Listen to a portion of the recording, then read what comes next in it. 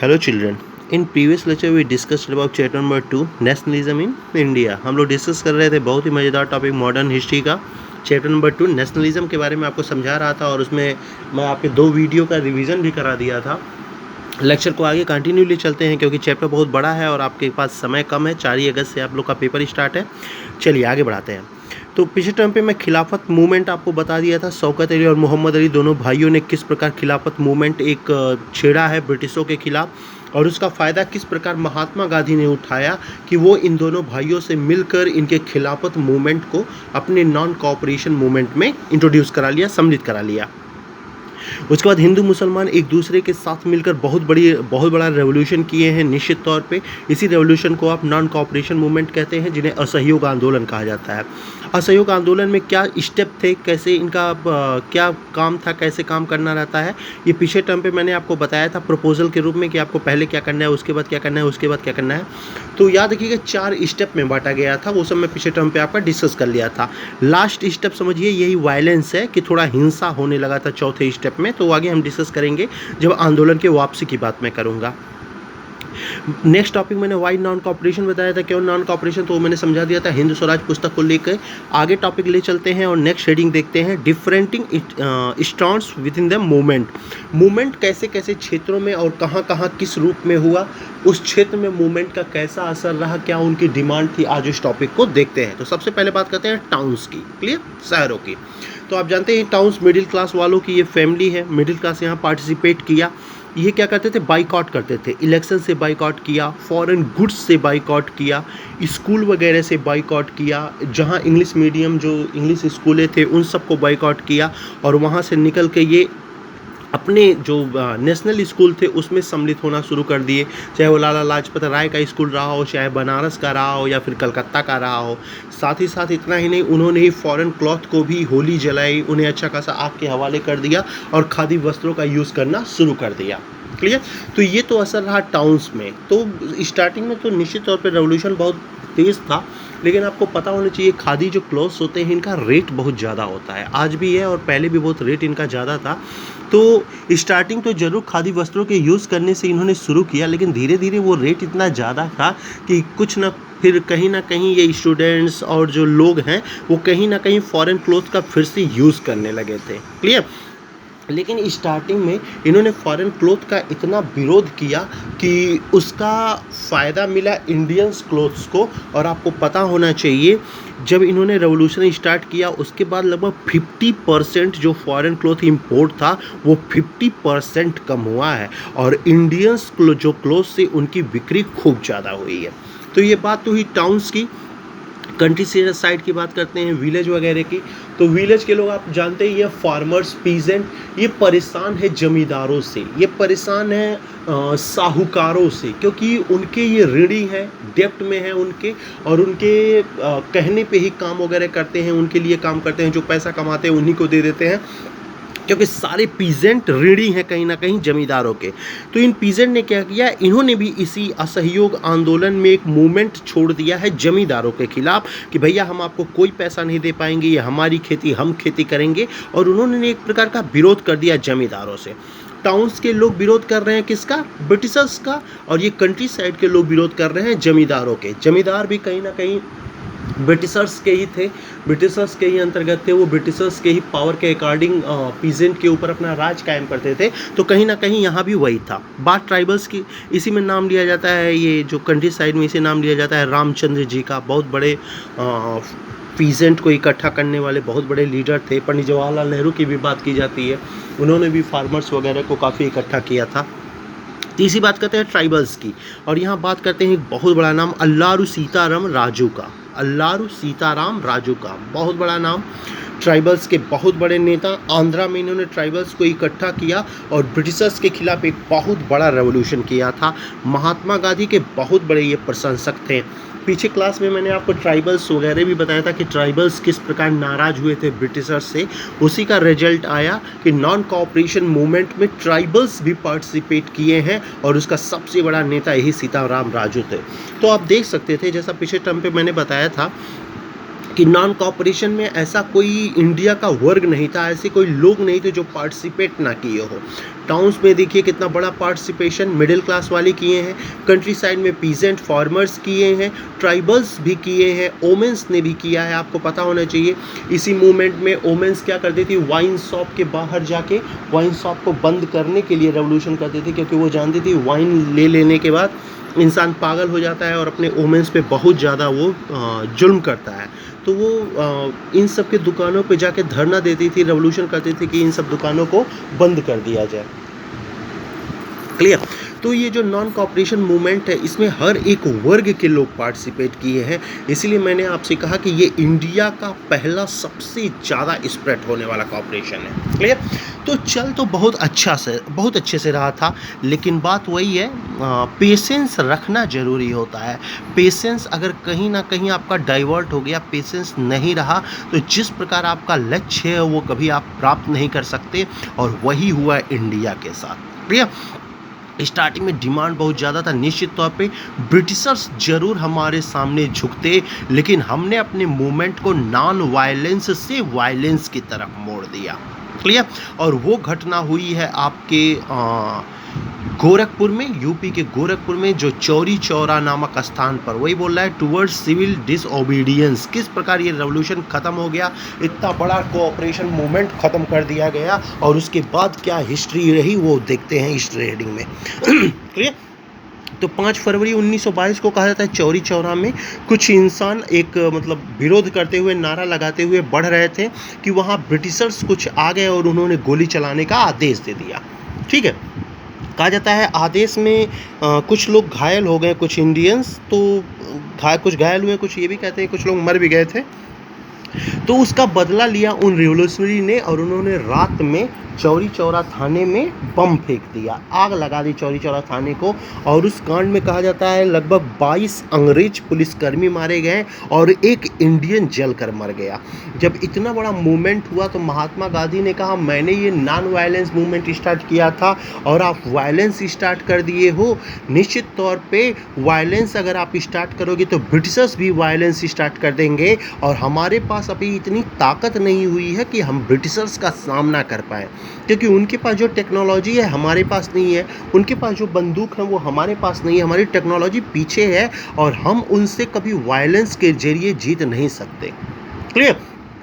कुछ ऐसे ही वायलेंस बिहार वगैरह में भी हुए थे, और तब महात्मा गांधी ने कहा ऐसा है जब तुम्हारे अंदर वायलेंस तुम करने लगे, तुम्हारे अंदर इतनी धैर्य नहीं है, तो सबसे ज़रूरी है अभी तुम्हारे अंदर धैर्य लाना, इसीलिए मैं इस मूवमेंट को वापस लेता हूँ। 11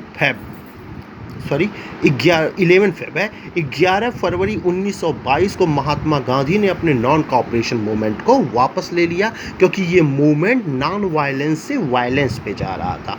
तमाम नेता हालांकि इससे भी नाराज़ भी हो गए, उन्होंने कहा कि बताइए इतना बड़ा मूवमेंट था, एकदम हम लोग सफल होने वाले थे, लेकिन आपने मूवमेंट वापस ले लिया।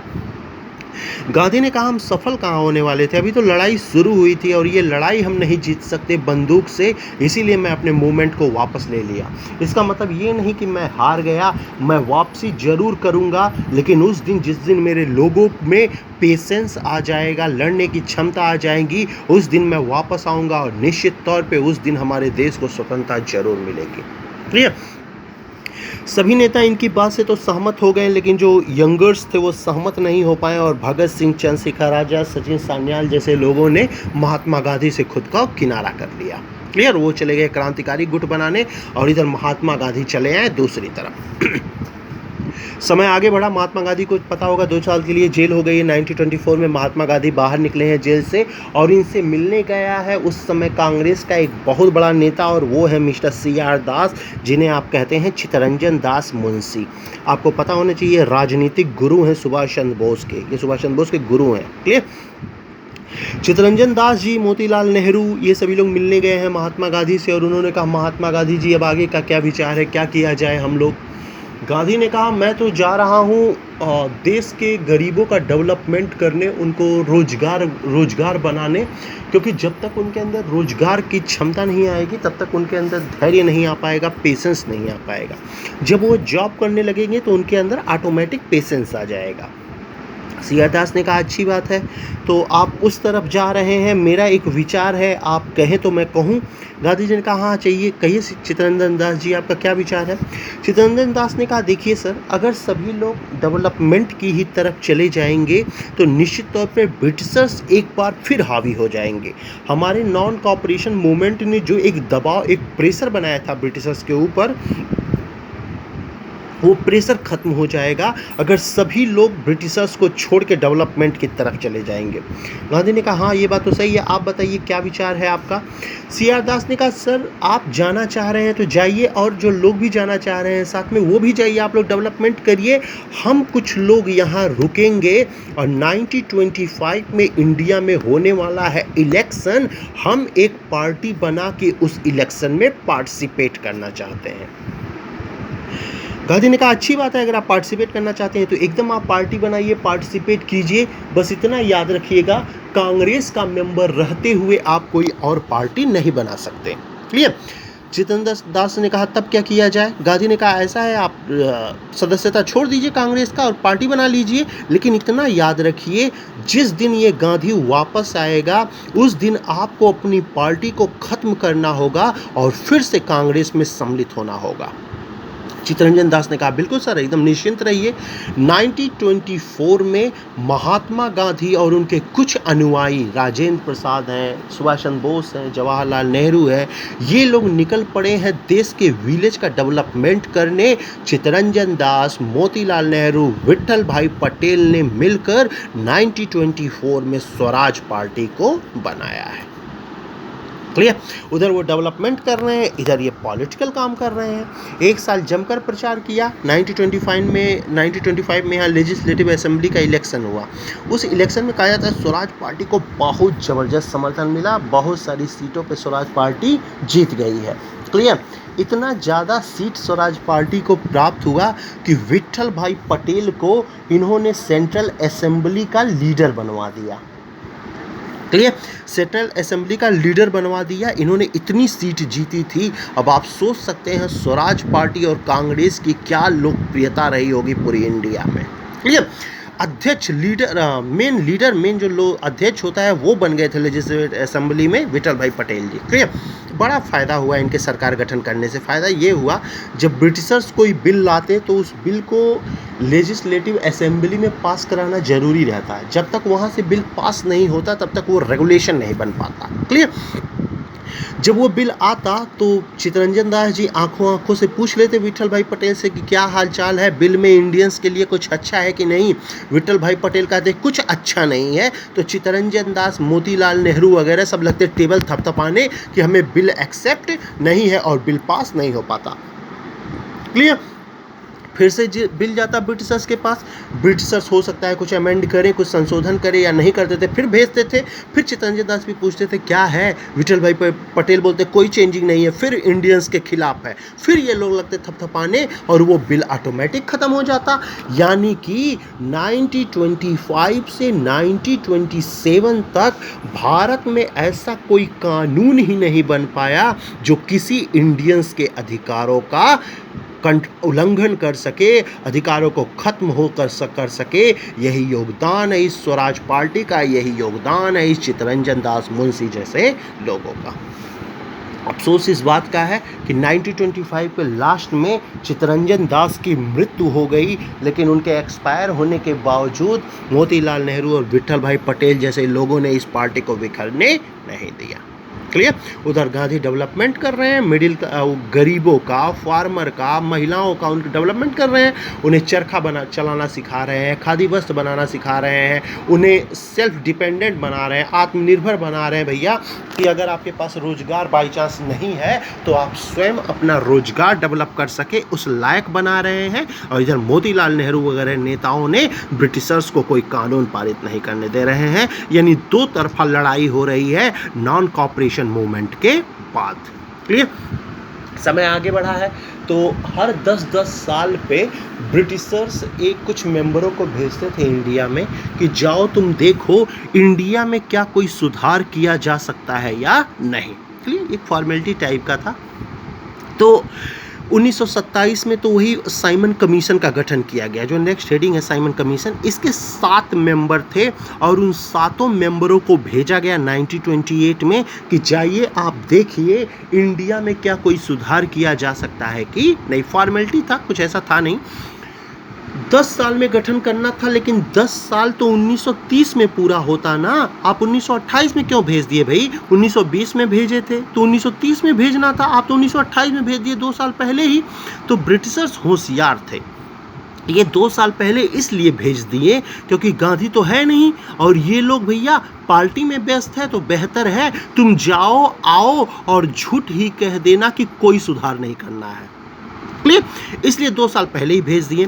मोतीलाल नेहरू वगैरह ने कहा, स्वराज पार्टी ने कहा चलिए ठीक है कोई बात नहीं, 2 साल पहले आपने भेज दिया, मुझे कोई शिकायत नहीं, लेकिन शिकायत मुझे इससे है कि 7 मेंबर अंग्रेज क्यों हैं भाई? इसमें कम से कम 1-2 इंडियंस रखे होते, क्योंकि इंडियंस ही इंडिया का दुख समझेगा। क्लियर? सकतवाला, सिन्हा, ये सब ब्रिटिश पार्लियामेंट के मेंबर है भैया, उनको भेजे होते। इंडियंस बताएगा ना हम लोग को दुख है कि क्या नहीं है। तुम 7 अंग्रेज भेज रहे हो, यानी ये तुम्हारी एक फॉर्मेलिटी है, इसलिए हम साइमन का विरोध करते हैं और साइमन को इंडिया हम आने नहीं देंगे। क्लियर? इन्होंने तो धमकी जरूर दी, लेकिन उससे ब्रिटिशर्स पर कोई फर्क नहीं पड़ा और ब्रिटिशर्स 1928 में 7 मेंबर साइमन कमीशन के रूप में इंडिया में एंट्री किए हैं। सबसे पहले ये कलकत्ता में लैंडिंग किए हैं, कलकत्ता में आए हैं और कलकत्ता में साइमन गो बैक का नारा लगा। साइमन हम तुम्हारा विरोध करते हैं, हम तुम्हें भारत में आने नहीं देंगे, इस प्रकार के नारों से स्वागत किया गया साइमन कमीशन का। साइमन कमीशन को जो लीड किया है वो लीड किया है एक स्टैफोर्ड क्रिप्स था, ये सबसे बड़ा जो हेड था वो ये था, और दूसरे का नाम याद रखना वो था क्लीमेंट एटली। ये नाम क्लीमेंट एटली इम्पॉर्टेंट है क्योंकि आपको पता होना चाहिए 1946 में ये ब्रिटेन का प्राइम मिनिस्टर बना है और आपको जानकर ये खुशी होगी कि यही वो एटली है जिसने आपके देश को आज़ाद भी किया है। यानी आपके देश की आज़ादी पे साइन करने वाला यही क्लीमेंट एटली है और वही इस समय साइमन कमीशन का दूसरा सबसे बड़ा लीडर है। क्लियर? बाकी स्टैफोर्ड क्रिप्स थे सबसे बड़े लीडर। तो 7 लोग आए हैं, लेकिन उसका जमकर विरोध हुआ पूरे भारत में। कलकत्ता में विरोध किया गया, हर एक क्षेत्र में विरोध किया गया और यही विरोध हुआ है पंजाब में, जहां विरोध कर रहे हैं लाला लाजपत राय जी। क्लियर? तो जब ऐसा विरोध शुरू होना हो गया तो उसमें भारत में जो गवर्नर जनरल था वो बर्कनहेड था, वो गवर्नर जनरल है पूरे भारत का। बर्कनहेड ने कहा ऐसा है, अगर साइमन कमीशन का विरोध कहीं भी हो पूरे भारत में तो उसको आप तुरंत पनिश करिए, आप लाठी चार्ज करवा दीजिए जिससे कोई विरोध ना हो पाए। क्लियर? तो जब विरोध शुरू हुआ तो हर एक जगह पे लाठी चार्ज होने लगा। ऐसा ही लाठी चार्ज कहा जाता है पंजाब में हुआ और उसी लाठी चार्ज में लाला लाजपत राय की मृत्यु हो गई, क्योंकि अंग्रेजों ने उनके सर पर बहुत ज़्यादा लाठियों की बरसात कर दी और महान राष्ट्रवादी नेता लाला लाजपत राय की मृत्यु हो गई है। क्लियर? तो साइमन कमीशन का विरोध तो जमकर किया गया, लेकिन आप जानते ही हैं सारा पावर ब्रिटिशर्स के ही हाथों में था। तो साइमन कमीशन का विरोध जरूर हुआ, लेकिन साइमन कमीशन भारत में आया है, वो अच्छा खासा यहाँ पे देखा सब कुछ क्या है क्या नहीं है, और जब ब्रिटेन वापस गया तो उसने कहा ऐसा है, इंडिया में अभी किसी प्रकार का कोई सुधार नहीं करना चाहिए क्योंकि इंडिया अभी उस लायक ही नहीं बना है। क्लियर? तो ये बात साइमन कमीशन ने कही, यही कहना भी था उसको, क्योंकि शुरू से ही डिसाइड था कि भैया आपको यही कहना, तो साइमन कमीशन वही कहा भी और साइमन कमीशन की बात मान ली गई और इंडिया में किसी प्रकार का कोई सुधार नहीं हुआ। क्लियर? तो ये रही स्टोरी आपके साइमन कमीशन यानी 1928 की। आज आपने जाना बहुत अच्छे अच्छे पॉइंट, नॉन कॉपरेशन मूवमेंट क्यों वापस लिया गया आपने ये जाना, आपने जाना स्वराज पार्टी के योगदान को, आपने जाना साइमन कमीशन को, ये 3 टॉपिक आज आपने पढ़ा है। क्लियर? इधर क्या हो रहा है, इधर महात्मा गांधी भाई डेवलप कर चुके हैं लोगों को और एक बार फिर से राजनीति में वापस आने की कोशिश कर रहे हैं, राजनीति में वापस आ रहे हैं। इधर मोतीलाल नेहरू वगैरह का समय पूरा हो रहा है और राजनीति में एंट्री कर रहे हैं अब नए नए नाम, जिसमें सबसे बड़ा नाम है जवाहरलाल नेहरू का और सुभाष चंद्र बोस का। क्लियर? इस साइमन कमीशन में जो लाठीचार्ज हुआ था, इस लाठीचार्ज का विरोध कहा जाता है इंडिया ही नहीं बल्कि फॉरेन के देशों ने भी किया है। फॉरेन के देशों ने कहा है कि भैया ऐसा है कि आपको ऐसा नहीं करना चाहिए था, लाठीचार्ज नहीं करवाना चाहिए था। अरे आप सुन लिए होते इंडियंस की बात, उसके बाद उस हिसाब से काम करते। बर्कनहेड जो इंडिया का गवर्नर था, इसने कहा फॉरेनर तुमको लगता है हम दोषी हैं, तो मैं तुम्हारे सामने कहता हूँ इंडियंस अगर इतने काबिल हैं तो ये एक कॉन्स्टिट्यूशन बना के हमें दिखा दें। अगर वो बना के दिखा देंगे तो मैं बर्कनहेड अभी और इसी वक्त मैं भारत को आज़ाद कर दूंगा। क्लियर। अब सोचिए कितना अच्छा अवसर मिला था, कितनी अच्छी मतलब वो चांस मिला था कि हम देश को आज़ाद करवा पाएँ, और उस कॉन्स्टिट्यूशन को बनाने की जिम्मेदारी लिया है उस समय कांग्रेस के सबसे बड़े नेता मोतीलाल नेहरू ने। मोतीलाल नेहरू ने एक फॉर्मेट बनाया जिसमें 28 फार्मूला थे, 28 फार्मूला। इसे कहते भी हैं नेहरू रिपोर्ट, इसी को कहते हैं 28 फार्मूला रिपोर्ट। क्लियर। बनाया भी उसको, उस रिपोर्ट को जब बना लिया तो अपने नेताओं को दिखाना पड़ेगा ना, नेताओं से सहमत लेना पड़ता है ना। तो गए जिन्ना जी के पास, जिन्ना जी से कहा देखिए जिन्ना जी यही है, क्या कैसा लगा आपको। जिन्ना जी ने कहा नेहरू जी आपकी रिपोर्ट मुझे पसंद नहीं आई क्योंकि आपने मुसलमानों के लिए कुछ लिखा ही नहीं है, ख़त्म कर दिया। सुभाष चंद्र बोस जवाहरलाल नेहरू को दिखाया, खुद उनके बेटे जवाहरलाल नेहरू ने कहा ऐसा है पिताजी आपकी रिपोर्ट पसंद नहीं आ रही है क्योंकि आप स्वराज कह रहे हैं जबकि हमें चाहिए कंप्लीट स्वराज, पूर्ण स्वराज। क्लियर। तो सारे नेताओं ने मोतीलाल नेहरू के प्रपोजल को रिजेक्ट कर दिया। इधर बर्कनहेड अपने महल में बैठकर मुस्कुरा रहा है। उसने कहा देखा फॉरेनर्स, देखे फॉरेन कंट्री, इसीलिए मैं इंडिया को ये अधिकार नहीं दे रहा हूँ क्योंकि इंडिया अभी उस लायक ही नहीं बना है, इनमें एकता ही नहीं है। क्लियर।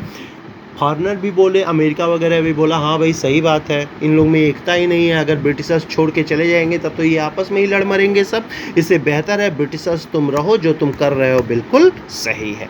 इस प्रकार बर्कनहेड की चालाकी ने इंडिया से एक बहुत बड़ा चांस छीन लिया। नेहरू रिपोर्ट का विफल होना, अनसक्सेस होना, रिजेक्ट होना, ये मोतीलाल नेहरू के लिए बड़ा डेंजरस साबित हुआ और मोतीलाल नेहरू ने खुद को राजनीति से अलग कर लिया। मोतीलाल नेहरू ने कहा मैंने इतना कोशिश किया, देश के लिए इतने बड़े बड़े काम किए, लेकिन फिर भी मेरे योगदान को नहीं समझा जा रहा है, मेरे द्वारा बनाए रिपोर्ट को रिजेक्ट कर दिया गया, इसलिए आज के बाद मैं खुद राजनीति से अलग करता हूं अपने आप को।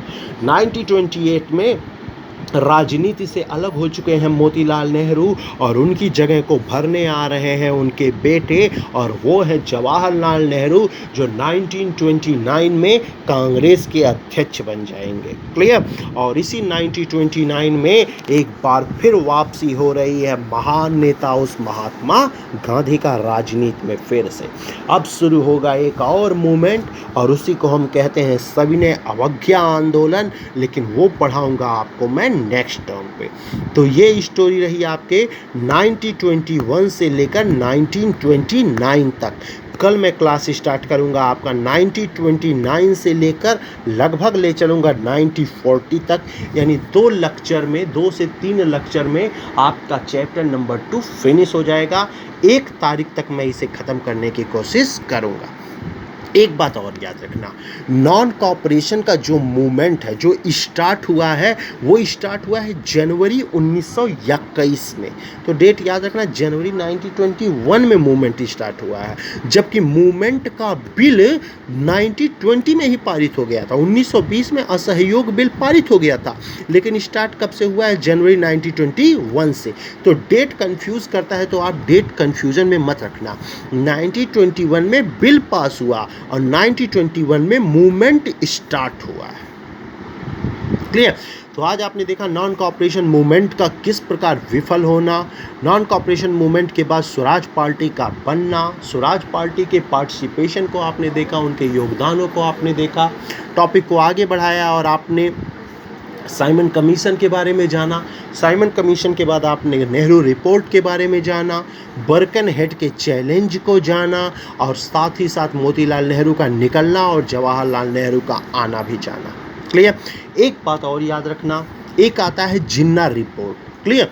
तो जब नेहरू ने अपना रिपोर्ट जिन्ना जी को दिखाया था तो जिन्ना जी ने कहा आपका तो मुझे एक्सेप्ट नहीं है क्योंकि आपने मुसलमानों के लिए नहीं किया, मैं आपको 14 पॉइंट का 14 पॉइंट का एक फार्मूला देता हूँ, आप इसको फॉलो करिए। क्लियर। नेहरू ने कहा, मोतीलाल नेहरू ने, कि जिन्ना मैं तुम्हारी बात को मैं मान लूँगा, इन 14 पॉइंट को मैं रख लूँगा, लेकिन रखूँ कैसे, क्योंकि तुम्हारे सारे पॉइंट में केवल माउंटेन्स ही नज़र आते हैं, मुसलमान नज़र आते हैं, और इंडिया कोई धार्मिक राष्ट्र, एक धर्म वाला राष्ट्र नहीं है। क्लियर। तो जिन्ना ने जो रिपोर्ट दिया था 14 फार्मूले वाला, उसे कहते हैं जिन्ना रिपोर्ट। मोतीलाल नेहरू ने जो 28 फार्मूले का दिया था उसे कहते हैं नेहरू रिपोर्ट। तो ये आपने जान लिया 1929 तक, यानी मोतीलाल नेहरू का जाना, जवाहरलाल नेहरू का आना, साथ ही महात्मा गांधी का डेवलपमेंट करने के बाद दोबारा राजनीति में आना, और इसके आगे की स्टोरी कल मैं स्टार्ट करूंगा। कल मैं आपको सुनाऊंगा कि क्या हुआ गांधी के आने के बाद इंडिया में, किस प्रकार शुरू हुआ सविनय अवज्ञा आंदोलन, जिन्हें आप दांडी मार्च भी कहते हैं, इसी को कुछ लोग साल्ट रेवोल्यूशन भी कहते हैं, कुछ लोग साल्ट सत्याग्रह भी कहते हैं, वो डिस्कस करेंगे हम कल के वीडियो में। एक दो वीडियो में आपका मैं लेक्चर फिनिश करने की कोशिश करूंगा, बाकी साथ में आप तैयारी करते रहिए, क्योंकि मुझे लग रहा है 1-2 तारीख तक जाएगा ही जाएगा आपका हिस्ट्री। कोशिश तो मैं ज़रूर करूंगा जल्दी इसे ख़त्म करने का, लेकिन लेक्चर में छोड़ भी नहीं सकता, हर एक टॉपिक को लेना ज़रूरी है, क्योंकि क्वेश्चंस कहीं से भी बन सकते हैं। तो आप तैयारी करते रहिए, बाकी नेक्स्ट टर्म पे मैं देखेंगे कुछ और पॉइंट को। Okay, thank you.